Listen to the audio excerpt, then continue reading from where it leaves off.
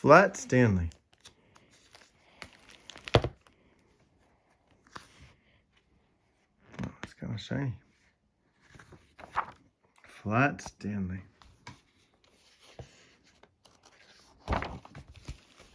Hey, come look! Arthur Lambchop called from his bedroom he shared with his brother, Stanley. Mr. and Mrs. Lambchop cared greatly for politeness and correct speech. Hay is for horses, Arthur, not people, said Mrs. Lambchop. But look, said Arthur, pointing.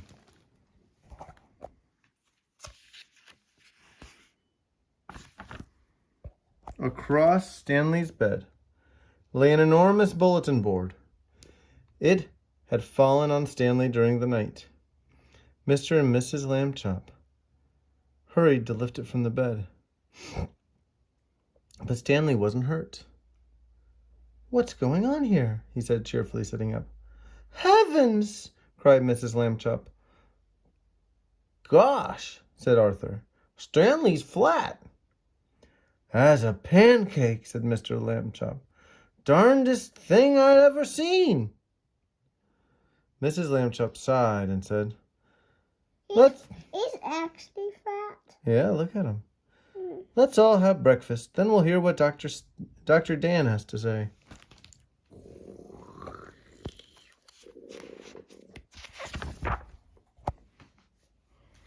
In his office, Dr. Dan examined Stanley. How do you feel? He asked. I felt sort of tickly after I got up, said Stanley. But I feel fine now. Well, that's mostly how it is with these cases, said Dr. Dan. The nurses took Stanley's measurements. He was 4 feet tall, about a foot wide, and half an inch thick.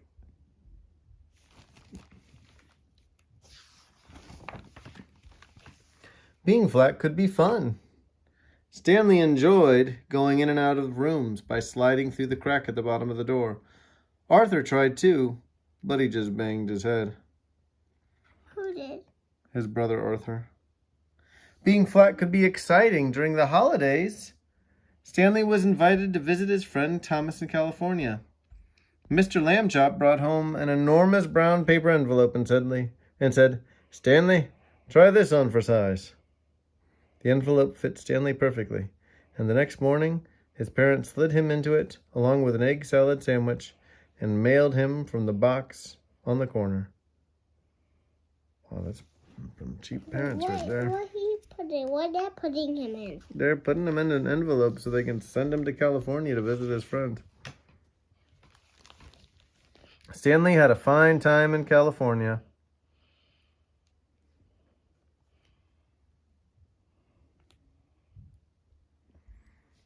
Thomas's family returned him in a beautiful white envelope they had made themselves.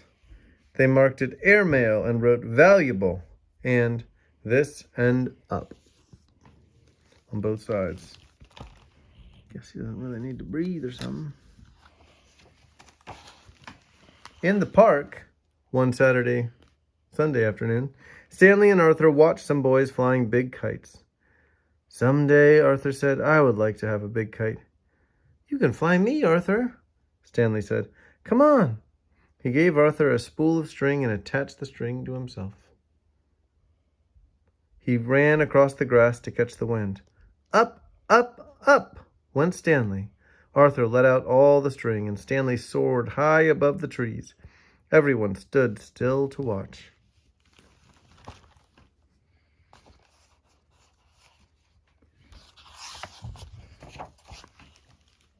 But Arthur got tired of running with the empty spool. Wedging it into the fork of a tree, he went off for a hot dog. He didn't notice when Stanley became tangled in the branches of the tree. Half an hour passed before Arthur heard Stanley's shouts and climbed up the tree to save him, set him free. Arthur apologized over and over again that evening, but Stanley was still cross, still angry. The next morning, Mr. Lambchop and Stanley met their neighbor, Mr. O.J. Dart, director of the famous Museum of Art. Mr. Dart looked worried. So what's his noise? Another valuable painting was stolen from the famous museum last night, he told Stanley and his father. The police suspected a gang of sneak thieves. They work at night by sneakery, which makes them very difficult to catch. Stanley had an idea. He explained to Mr. Dart. Excellent, said Mr. Dart. We'll try out your plan tonight.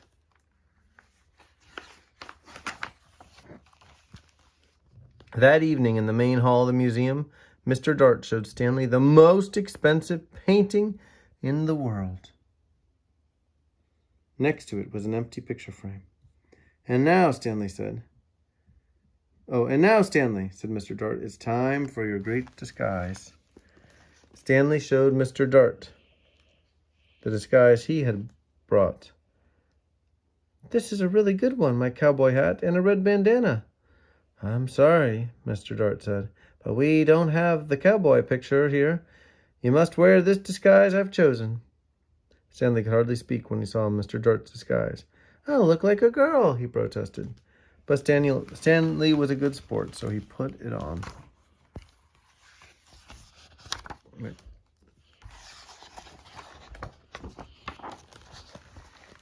In the main hall, Stanley climbed into the empty picture frame and stood very still.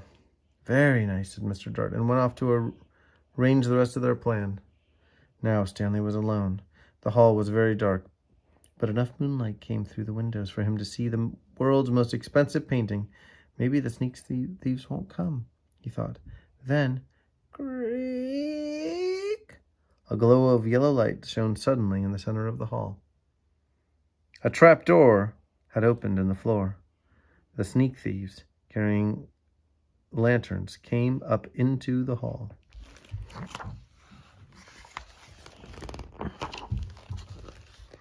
The thieves took the world's most expensive painting off the wall. This is Max, said the first thief, whose name was Luther. In all this great city there was no one. This is it, Max. In all the great city there's no one who will suspect us. Then Luther saw Stanley in his frame. I thought sheep girls were supposed to smile, Max. This one looks scared. Stanley managed a tiny smile. She is smiling, sorta, Max said. And what a pretty little thing she is, too. That made Stanley furious. In his loudest voice, he shouted, Police! Mr. Dart!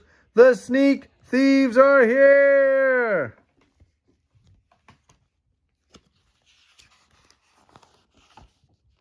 Max, Luther whispered. Oh, I think I heard the little sheep girl yell. Oh, boy, yelling pictures. We both need a rest. Max whispered back. You'll get a rest, all right, shouted Mr. Dart, rushing in with a lot of policemen. You'll get arrested. That's what. Oh, that's really lame joke there. The sneak thieves were quickly handcuffed and led away to jail. The next morning, Stanley Lambchop got a medal from the chief of police. The day after that, his picture was in the newspapers. For a while, Stanley was famous. People would point him out and whisper, Over there, ain't Agnes, Stanley Lambchop, the one who caught the museum robbers, and things like that. But then people would begin to make fun of him. They would say things like, Hi, super skinny, they would call.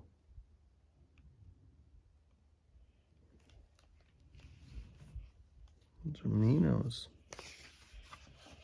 That's not nice to say. Late one night, Arthur woke to the sound of Stanley crying. What's wrong? He said. Stanley sighed. I want to be regular shape again, like other people. It's not fair. You're brave, Arthur said. You really are. Then Arthur had an idea. He turned on the light and ran to the big toy box in the corner. He tossed aside toy soldiers, airplanes, and boat models. Got it, he said, holding up an old bicycle pump.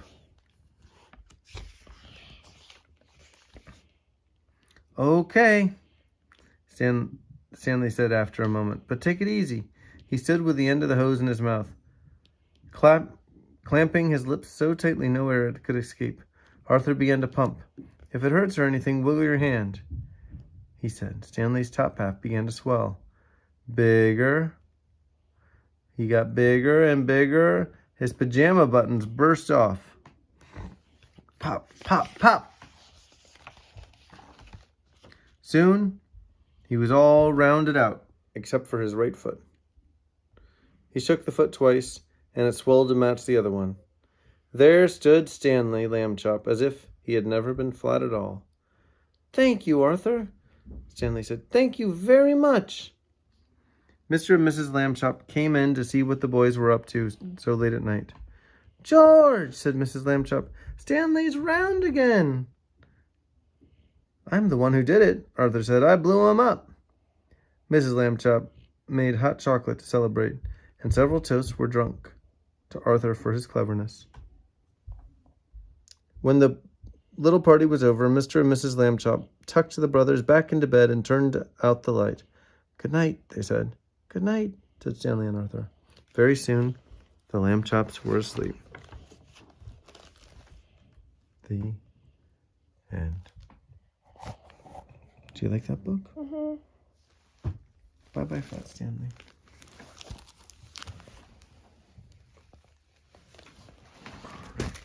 Turn it off, by the way. Hold on, I gotta turn it off.